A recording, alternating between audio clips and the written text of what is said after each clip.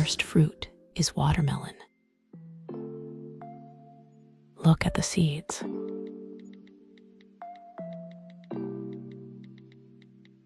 Never knew watermelon has these rare patterns.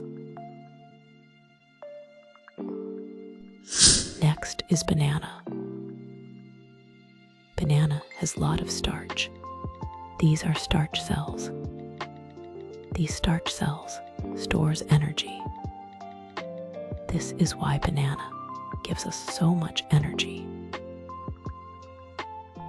Black grapes.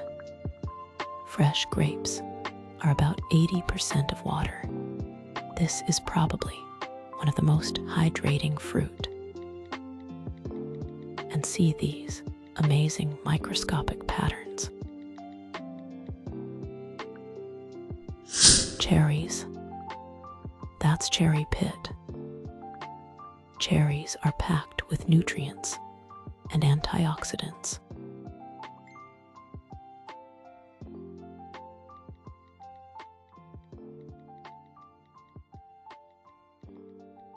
And the last one is mango. Mangoes are everybody's favorite. Let's see it up close.